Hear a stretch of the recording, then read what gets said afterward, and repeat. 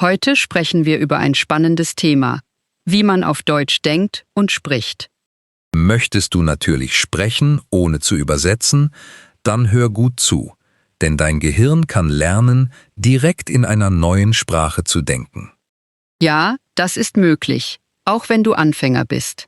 Dein Gehirn braucht kleine, einfache Sätze, Wiederholungen und vertraute Klänge. Kein Stress, keine langen Regeln, nur einfache Gewohnheiten, die man wiederholen kann. Also, erste Regel: Hören und wiederholen. Wenn du einen Satz hörst, übersetze ihn nicht. Wiederhole ihn wie ein Lied. Hallo, wie geht es dir? Mir geht es gut, danke. Und dir?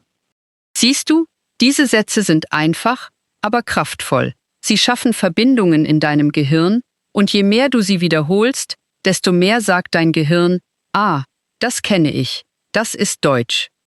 Und wenn du wirklich auf Deutsch denken möchtest, musst du auch Deutsch leben.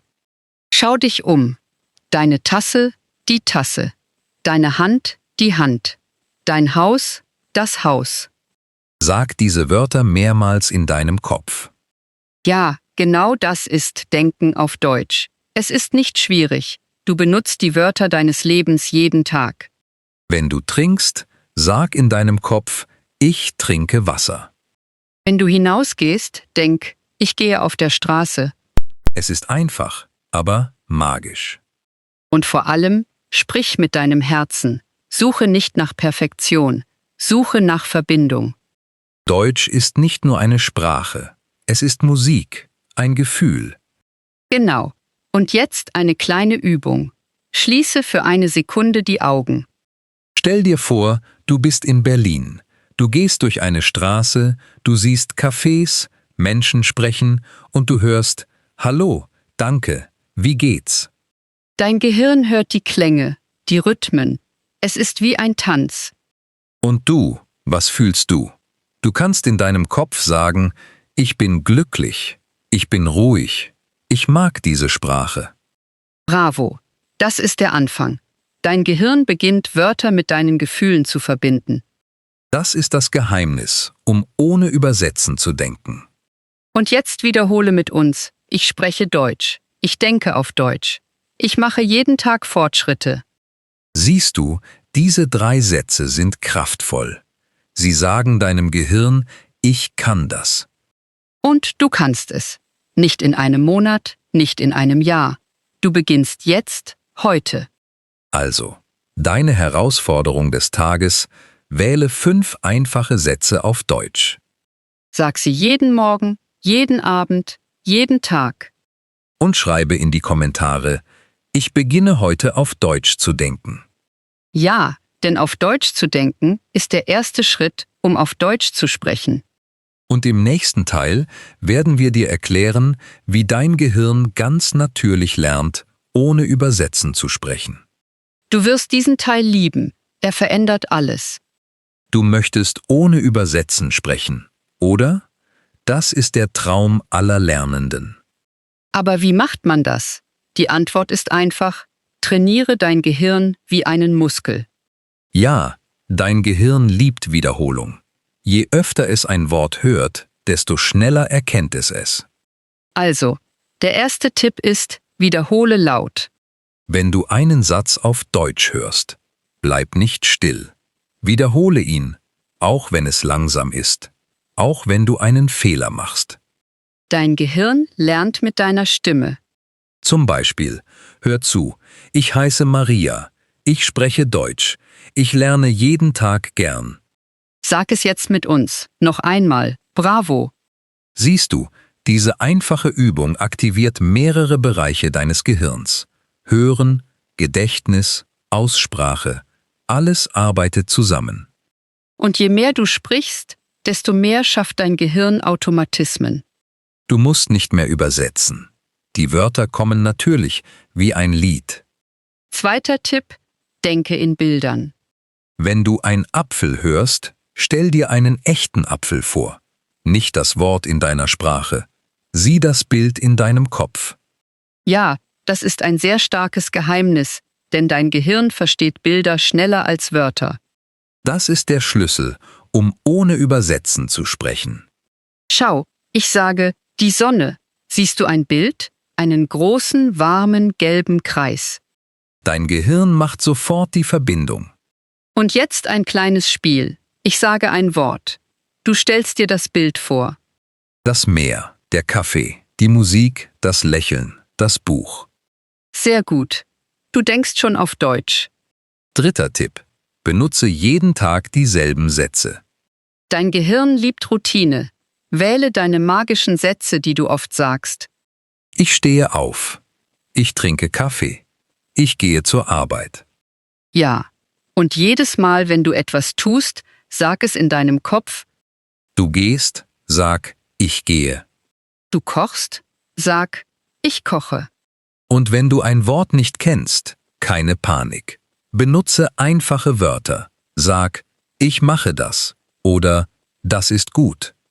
Das Wichtigste ist, weiter auf Deutsch zu denken, denn das Gehirn mag keine Unterbrechungen. Wenn du zu oft übersetzt, verliert es den Rhythmus. Also bleib in der Musik des Deutschen. Ja, Deutsch ist wie ein sanftes Lied. Hör auf seinen Rhythmus, fühle seine Klänge und wiederhole sie. Nicht um perfekt zu sein, sondern um natürlich zu sein. Und denk daran, Geschwindigkeit kommt nach Klarheit. Sprich zuerst langsam und gut, dann wird dein Gehirn von selbst schneller. Also, deine Herausforderung für heute. Sprich 10 Minuten lang allein auf Deutsch. Beschreibe deinen Tag, was du tust, was du siehst, was du fühlst. Und vor allem, übersetze nicht. Wenn du ein Wort nicht kennst, erfinde etwas, benutze Gesten oder geh einfach weiter.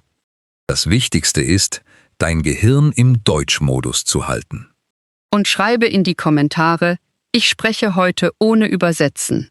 Ja, denn heute bist du nicht mehr nur ein Schüler. Du beginnst ein echter Deutschsprecher zu werden. Und im nächsten Teil werden wir dir beibringen, wie du deine Gedanken den ganzen Tag auf Deutsch hältst, auch wenn du beschäftigt bist. Ja, dort wird sich dein Gehirn wirklich verändern.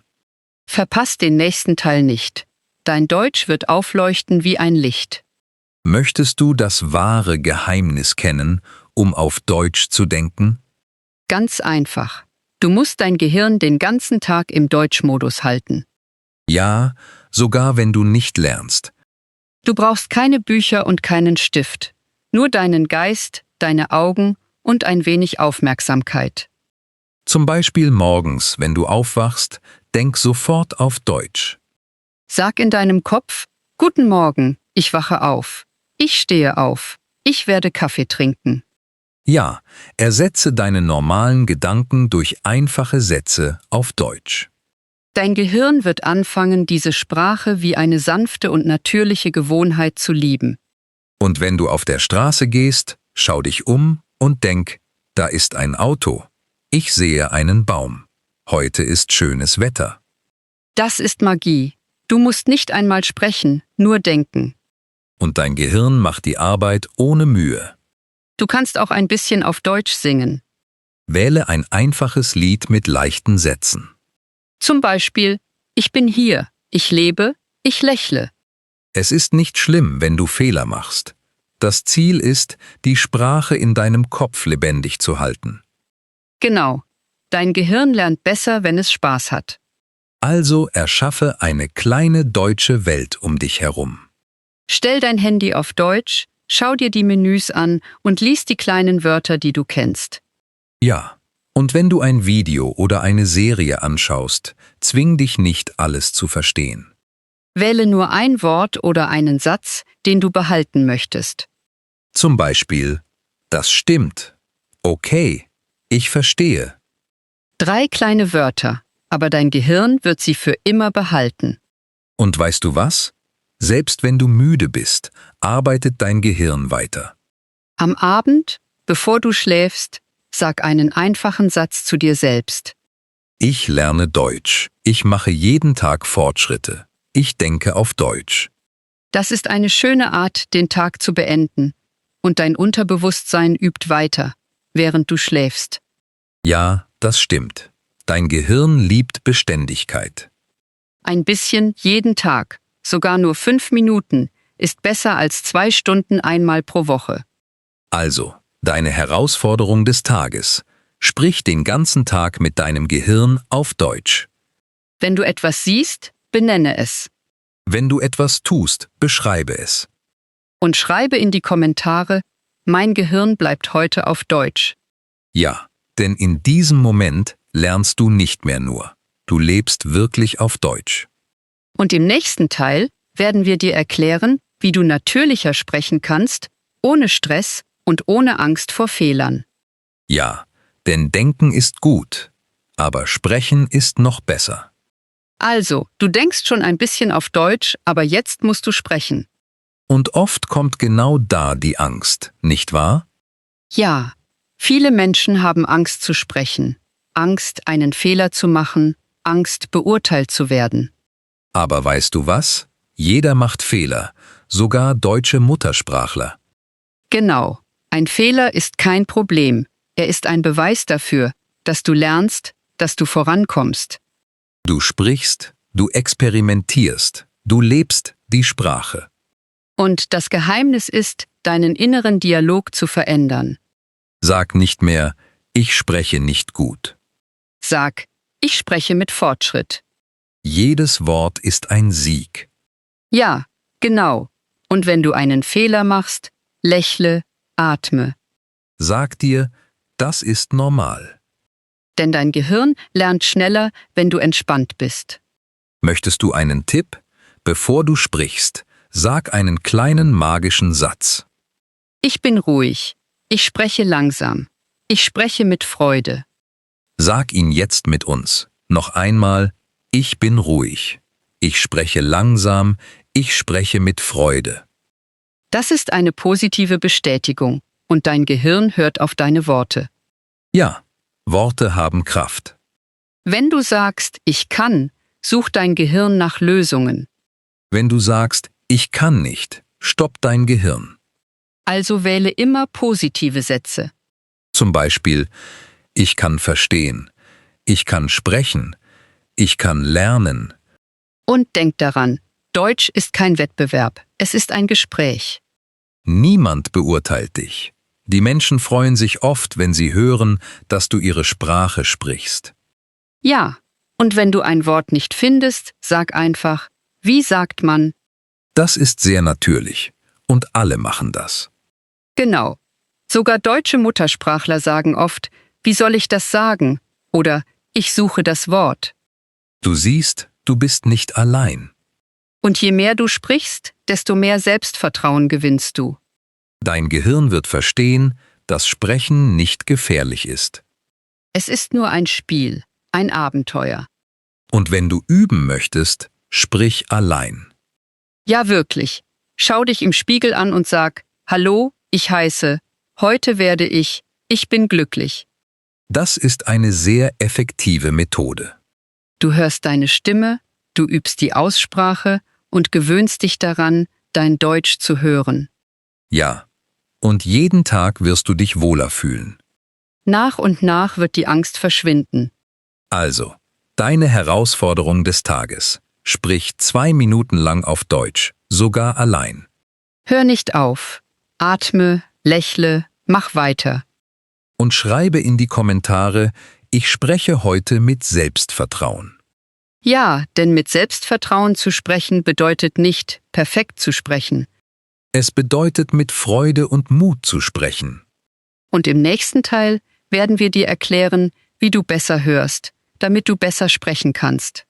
Denn der Schlüssel zum guten Sprechen ist zuerst gutes Hören.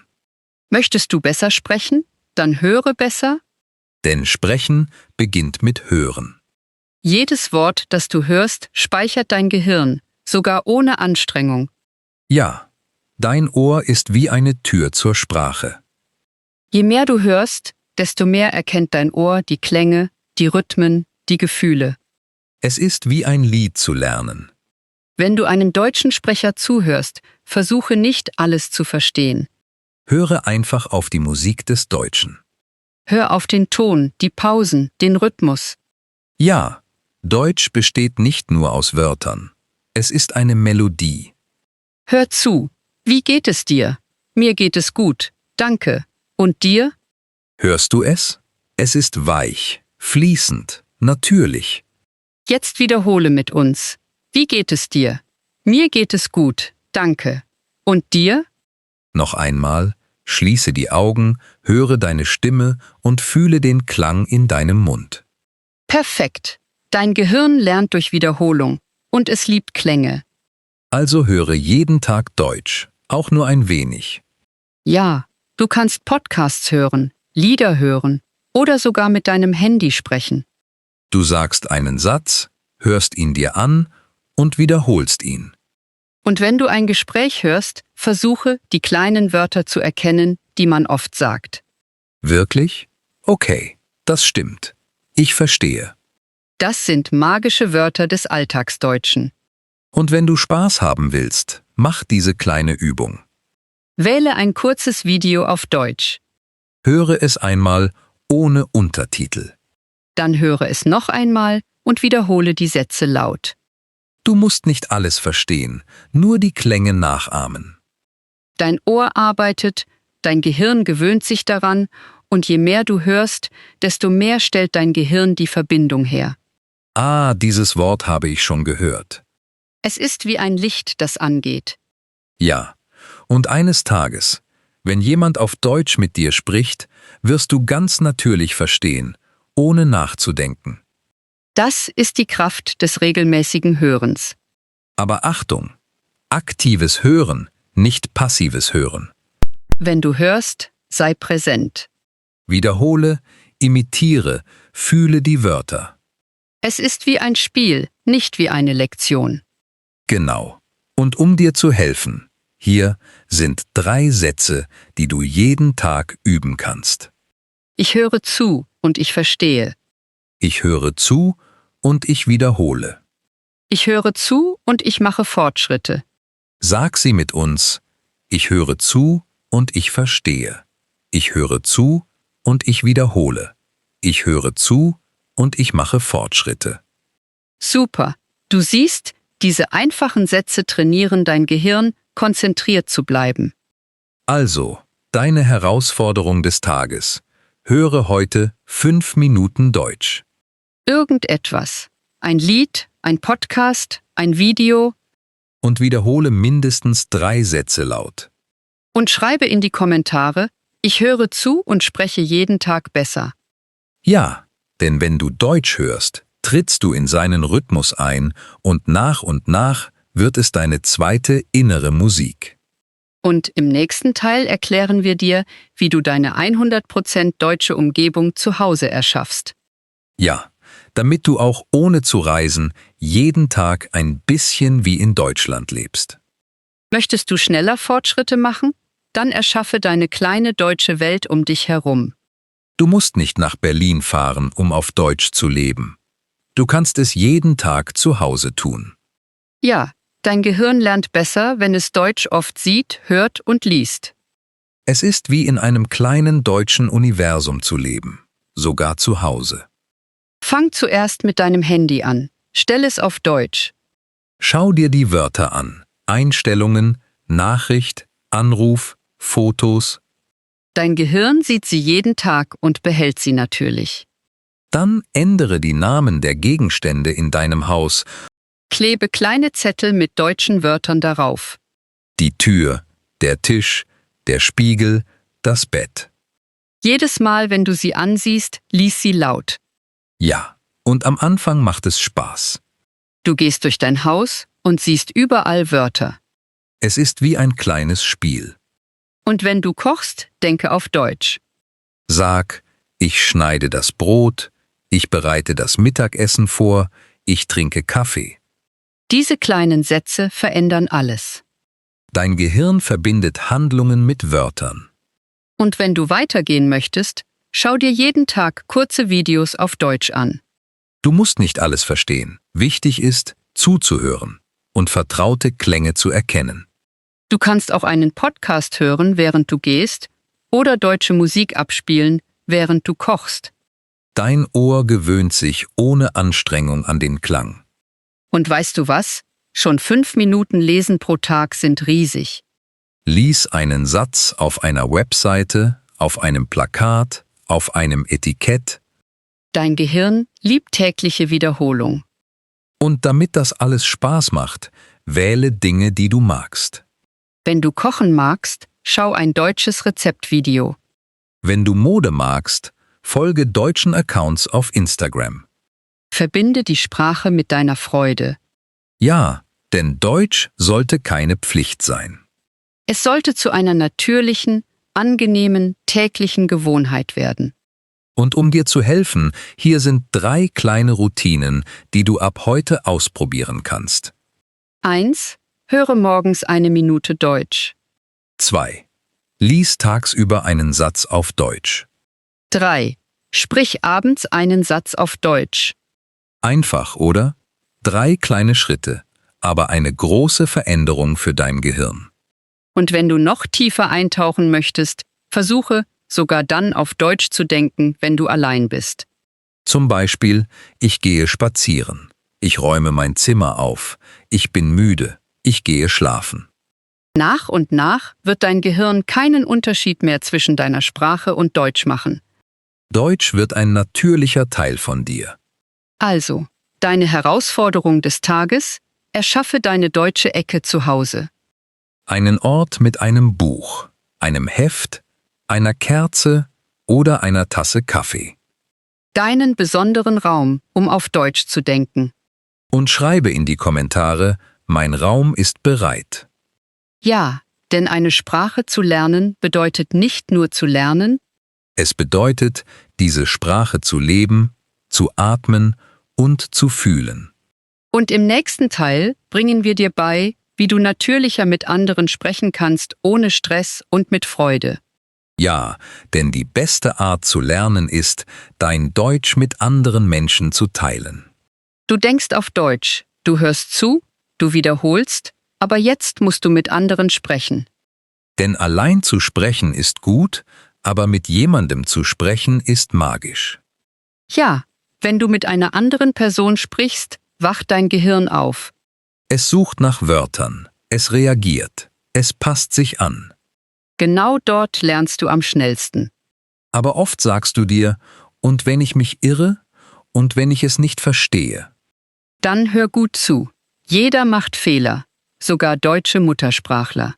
Genau, der Schlüssel ist, weiterzusprechen, sogar mit Fehlern. Fehler sind dein unsichtbarer Lehrer. Sie zeigen dir, was du lernen musst. Und du musst nicht lange sprechen. Beginne mit kleinen, einfachen Sätzen. Hallo, wie geht es dir? Wo wohnst du? Magst du Kaffee? 3 Sätze und schon beginnt das Gespräch. Und du kannst die kleinen magischen Wörter benutzen, um das Gespräch länger am Leben zu halten. Wirklich? Das stimmt. Ich verstehe. Interessant. Diese Wörter sind sehr kraftvoll. Sie zeigen, dass du zuhörst, dass du teilnimmst. Ja, sie machen das Gespräch lebendig. Und wenn du ein Wort nicht verstehst, keine Panik. Sag einfach, kannst du das bitte wiederholen? Was bedeutet das? Sprich bitte ein bisschen langsamer. Das ist perfekt. Diese Sätze sind höflich und natürlich, und deutsche Muttersprachler mögen es, wenn du dir Mühe gibst, ihre Sprache zu sprechen. Und wenn du üben möchtest, sprich mit einem Freund, der auch Deutsch lernt. Setzt euch ein kleines Spiel. 5 Minuten pro Tag, nur auf Deutsch. Kein Englisch, keine anderen Sprachen, nur Deutsch. Ja. Und selbst wenn ihr nur wenige Wörter kennt, improvisiert, benutzt Gesten, Ausdrücke und Lächeln. Das ist echte Kommunikation. Und vergiss nicht, wenn du sprichst, sprich langsam, atme und lächle. Dein Ton, deine Stimme, deine Haltung, alles hilft deinem Gehirn, sich sicher zu fühlen. Möchtest du einen Tipp? Bevor du mit jemandem sprichst, sag dir in deinem Kopf, ich bin ruhig. Ich spreche, um zu lernen. Ich lächle, auch wenn ich nach meinen Wörtern suche. Ja, denn Selbstvertrauen kommt mit Übung und jedes Gespräch ist ein Sieg. Und weißt du was? Wenn du mit jemandem sprichst, schafft dein Gehirn stärkere Verbindungen. Die Wörter werden real, lebendig, mit Gefühlen verbunden. Genau. Und deshalb erinnerst du dich nach einem echten Gespräch viel besser an Wörter als nach einer einfachen Übung. Also, deine Herausforderung des Tages. Sprich mit einer Person, sogar nur 1 Minute, auf Deutsch. Egal, welches Niveau du hast. Sag Hallo, sprich über das Wetter oder frag, magst du Musik? Und wenn du niemanden zum Sprechen hast, sprich mit dir selbst. Erzähl laut, was du tust. Zum Beispiel, ich räume mein Zimmer auf. Ich bereite meinen Kaffee vor. Ich gehe gleich raus. Das Wichtigste ist, die Sprache lebendig zu machen. Dein Gehirn muss fühlen, dass Deutsch nützlich, lebendig und präsent ist. Und schreibe in die Kommentare, ich spreche ohne Angst mit anderen. Ja, denn Deutsch ist nicht einfach eine Sprache, die man lernt. Es ist eine Sprache, die man teilt. Und im nächsten Teil helfen wir dir, deine Motivation und deine Energie zu behalten, damit du jeden Tag weiter auf Deutsch denkst und sprichst. Schau dir den Weg an, den du schon gemacht hast. Du denkst schon auf Deutsch, du hörst zu, du sprichst und dein Gehirn beginnt in dieser Sprache zu leben.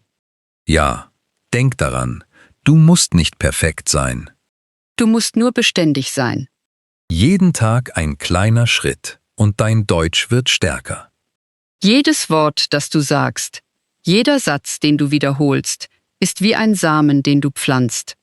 Und eines Tages wird dieser Samen zu einem Baum des Selbstvertrauens und der Freiheit.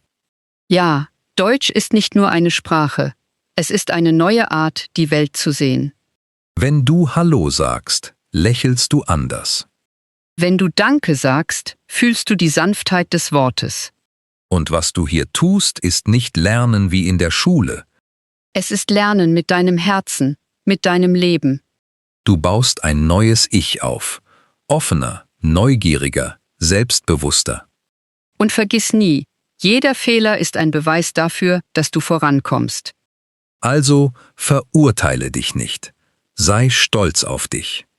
Wenn du denkst, ich kann nicht sprechen, sag dir stattdessen, ich lerne gerade, ich werde jeden Tag besser. Denn dein Gehirn hört, was du sagst. Und wenn du mit Vertrauen zu ihm sprichst, wird es dir Schritt für Schritt folgen. Also mach weiter damit, deine kleine deutsche Welt zu erschaffen. Höre Wörter, wiederhole, singe, denke, träume auf Deutsch. Mach Deutsch zu einem Teil deines Lebens. Ja, lass Deutsch in deinen Alltag eintreten, wenn du gehst, wenn du isst, wenn du lächelst. Denn in diesem Moment strengst du dich nicht mehr an. Du lebst auf Deutsch. Und denk daran, du bist auf dieser Reise nicht allein. Wir sind jeden Tag da, um dir zu helfen. Wir sprechen, wir wiederholen, wir machen gemeinsam Fortschritte. Also, deine letzte Herausforderung. Schreib in die Kommentare, ich lebe jetzt auf Deutsch, denn es ist wahr, du tust es schon. Und vor allem, teile dieses Video mit deinen Freunden, damit auch sie anfangen, wie du zu denken und zu sprechen. Ja, gemeinsam können wir eine große Gemeinschaft von Menschen schaffen, die Deutsch mit Freude, mit Vertrauen und ohne Angst lernen. Danke, dass du diesen Moment mit uns verbracht hast. Hör weiter zu, sprich weiter und träume weiter auf Deutsch. Und denk daran, jeden Tag kannst du wählen, ob du in deiner Sprache denkst oder auf Deutsch denkst. Du hast Deutsch gewählt und das ist schon ein schöner Sieg. Wir sind sehr stolz auf dich. Bis bald zu einer neuen Folge von like.german.pod. Und vergiss nicht, sprich, denke und lächle auf Deutsch.